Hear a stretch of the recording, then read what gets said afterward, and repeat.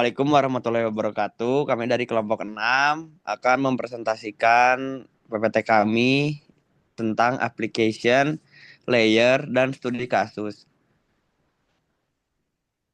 Anggota kelompok kami di sini ada Fahri Mutawa, ada Maharagit Putra Mahendra, David Tatarangga Kusumo, Gedera Deva, Putra Suniantara, dan Galih Kusuma Wiranata. Pendahuluan akan dibacakan oleh Fahri. Baik, pada pendahuluan eh, di sini akan menjelaskan tentang application layer. Apa itu application layer? Itu adalah lapisan tertinggi dalam model OSI atau biasa disebut Open System Interconnection yang pelajari tentang protokol dengan memeriksa protokol dan infrastruktur lapisan aplikasi yang populer seperti HTTP, SMTP, IMAP, DNS, dan Video Streaming System (CDNS). Fungsi utama dalam komunikasi jaringan adalah satu, menyediakan antarmuka untuk pengguna yang dimana memungkinkan pengguna berinteraksi dengan jaringan yang melalui aplikasi. Dua, mengelola komunikasi data dan dalam artian mengatur bagaimana data dikirim dan diterima dari suatu aplikasi ke aplikasi lain. Tiga, menangani enkripsi dan keamanan beberapa protokol di layer ini, mendukung enkripsi data untuk keamanan komunikasi.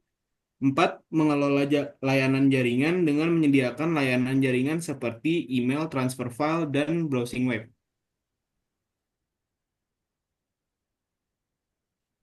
Di sini saya akan memberikan contoh aplikasi yang menggunakan application layer.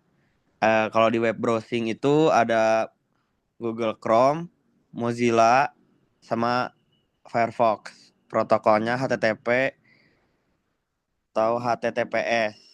File transfer di sini ada FileZilla, WinSCP. Protokolnya FTP, SFTP. Email ada Microsoft Outlook sama Gmail. Protokolnya SMTP, IMAP, POP3. Messaging dan VoLP yaitu ada WhatsApp, Zoom, Skype. Protokolnya SIP, RTP. Oke, selanjutnya eh, itu adalah ada konsep konsep dasar protokol application layer. Itu pertama itu ada pengiriman data, itu berisikan aplikasi pengguna membuat permintaan data, misalnya saat pengguna membuka situs web. Kedua itu protokol di application layer. Itu membungkus permintaan dalam format pesan yang sesuai. Ketiga adalah pesan yang dikirim ke transport layer yang memilih protokol yang sesuai, ya, TCP atau UDP. Yang keempat itu adalah transport layer meneruskan data ke internet layer yang menambahkan alamat IP tujuan dan sumber. Dan terakhir itu adalah network layer mengirimkan data melalui jaringan hingga mencapai server tujuan. Terus yang kedua itu adalah menerima data yang berisikan itu adalah pertama server menerima paket data dari jaringan. Kedua, internet layer membaca alamat IP dan meneruskan data ke transport layer. Ketiga itu transport layer memeriksa protokol TCP atau UDP dan mengelola komunikasi. Yang keempat itu ada application layer pada server pemrosesan permintaan, misalnya server web membaca permintaan HTTP dan mengirimkan halaman web ke browser pengguna. Dan terakhir adalah data dikirim kembali ke pengguna melalui jaringan mengikuti jalur yang sama tetapi dalam arah yang berlawanan. Selanjutnya akan dipresentasikan oleh teman saya, David. Protokol utama dalam application layer. HTTP, protokol utama yang digunakan untuk komunikasi web, memungkinkan browser dan server web bertukar data dalam bentuk halaman HTML, gambar, video, dan file lainnya. FTP digunakan untuk mentransfer file antara klien dan server melalui jaringan. Protokol ini sering digunakan untuk mengunggah atau mengunduh file dari server. SMTP, protokol yang digunakan untuk mengirim email dari klien ke server email atau antar server email. Lanjutkan oleh rekan saya. Selanjutnya, ini ada perbedaan peer-to-peer dan client-server. Nah, peer-to-peer itu adalah memungkinkan setiap perangkat dalam jaringan bertindak sebagai klien dan server sekaligus. Memungkinkan berbagi data langsung tanpa server pusat. Model ini digunakan dalam file sharing, Vault, dan blockchain. Keunggulannya itu adalah scalable dan murah karena tidak memerlukan infrastruktur server. Namun kelemahannya itu seperti keamanan yang lebih rendah dan kecepatan transfer yang bergantung pada jumlah peer yang tersedia. Yang kedua, itu ada client server. Nah, client server ini adalah arsitektur jaringan di mana server bertindak sebagai pusat layanan. Sementara klien mengakses layanan tersebut. Server ini selalu aktif dan memiliki alamat IP tetap untuk menerima permintaan dari klien, memproses, lalu mengirimkan respon model yang digunakan dalam berbagai layanan seperti website, email, dan streaming. Keunggulan dari client server ini adalah keamanan tinggi dan performa stabil. Dan kelemahannya itu adalah biaya yang sangat mahal dan ketergantungan tinggi pada server. Nah, di sini itu kami mengambil studi kasus, itu adalah Gmail dan Outlook, itu ada SMTP, IMAP, ada POP3 dalam email. Itu adalah bagaimana protokol email bekerja dalam layanan email modern. Sorry. Di sini ada bagaimana protokol email bekerja dalam layanan Gmail dan Outlook. Yang pertama ada SMTP atau Simple Mail Transfer Protocol. Eh, Simple Mail Transfer Protocol adalah protokol standar yang digunakan untuk mengirim email dari klien ke server email dan dari satu server ke server lainnya. SMTP bekerja di application layer dalam model OSI dan menggunakan port 25, 465 SSL atau 587 TLS untuk komunikasi yang memiliki fungsi sebagai mengirim email dari klien email seperti Outlook atau Gmail ke server email dan dari satu server ke server lain.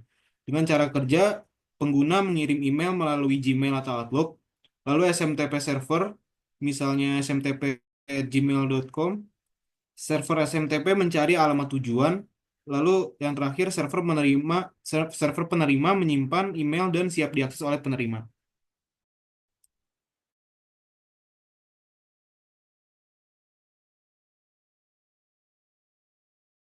Lalu saya akan menjelaskan IMAP atau Internet Message Access Protocol. Itu adalah protokol yang digunakan untuk mengakses dan mengelola email langsung dari server tanpa perlu mengunduh perangkat lokal.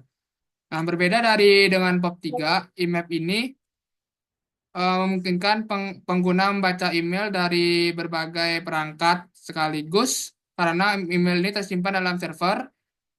Nah, dengan IMAP, email ini tidak diunduh dan disimpan di perangkat, melainkan berada tetap dalam server yang bisa diakses dari berbagai perangkat. Nah, cara kerjanya itu adalah pengguna masuk ke akun email menggunakan klien seperti Outlook atau aplikasi Gmail. Yang kedua, itu ada IMAP server.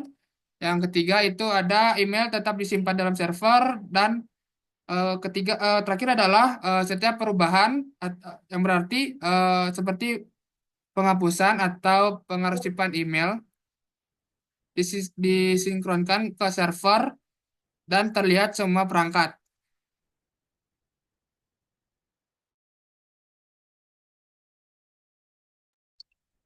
POP3 atau Post Office Protocol 3 adalah protokol email yang digunakan untuk mengunduh email dari server ke perangkat lokal. Kemudian secara default menghapusnya dari server. Berbeda dengan IMAP, POP3 tidak menyimpan email di server setelah diunduh, sehingga email hanya bisa diakses dari perangkat tempat email tersebut diunduh. Cara kerjanya adalah satu, pengguna masuk ke akun email menggunakan klien seperti Outlook atau Thunderbird. Dua, POP3 server mengunduh email dari server ke perangkat. Lalu setelah diunduh, email dapat dihapus dari server. Itu tergantung peraturan. Dan terakhir, pengguna hanya dapat membaca email dari perangkat dan tempat email tersebut diunduh. Setelah itu ada keunggulan dan kekurangan. Jadi keunggulannya pada SMTP itu adalah digunakan oleh semua layanan email. IMAP itu email tersinkronisasi di semua perangkat dan tidak mudah memakan ruang penyimpanan. Setelah itu bab 3 itu adalah email bisa dibaca secara offline tanpa koneksi internet. Yang kedua itu menghemat ruang server karena email disimpan di perangkat lokal. Nah, itu ada kekurangan. Kekurangannya itu adalah hanya untuk eh, pengiriman, tidak bisa menerima email itu pada SMTP. Yang kedua itu ada IMAP, itu harus terhubung ke internet. Yang terakhir itu adalah POP 3, itu adalah email yang tidak tersinkronisasi antar perangkat. Nah, jadi hari ini kita akan analisis traffic HTTP dalam application layer. Ini bisa kita lihat. Ini ada Wireshark bentuk HTTP. Nah, Wireshark itu apa? Wireshark itu adalah alat sejenis jaringan analisis yang memungkinkan kita untuk mengamati traffic HTTP dalam komunikasi antar klien dan server web. Nah, di sini ada pola-pola yang harus diamati dalam traffic HTTP. Itu ada pertama ada permintaan get dan post, kedua header HTTP, ketiga status kode HTTP, dan pengguna cookies and cache dan di sini juga ada pola umum dalam traffic HTTP. Itu ada pola pertama itu banyaknya request dalam satu halaman web. Pola kedua itu ada struktur paket HTTP dan pola ketiga itu adalah koneksi HTTP dan HTTPS. Nah, sini hubungan dari apa namanya? Di sini ada hubungan antara HTTP request response dengan konsep application layer. Itu adalah HTTP bekerja di application layer dalam model OSI dan TCP atau IP yang tanggung jawab atas komunikasi antara aplikasi pengguna dan jaringan. Nah, cara mereka HTTP ini berfungsi di application layer itu pertama pengguna memasukkan URL di browser. Nah, kedua itu browser akan mengirimkan HTTP request ke server web melalui application layer. Ketiga itu server web menerima permintaan, dia akan diproses dan mengirimkan HTTP respon yang berisi kode status dan konten halaman. Browser ini dan terakhir itu browser menerima respon dan menampilkan halaman ke web pengguna. Nah, jadi kesimpulannya itu adalah application layer itu adalah lapisan tertinggi dari model OSI yang memungkinkan pengguna berinteraksi dengan jaringan melalui aplikasi seperti browser email. Lapisan ini mengelola komunikasi data, menangani enkripsi untuk keamanan, serta menyediakan layanan dengan seperti HTTP, SMTP, IMAP, dan FTP.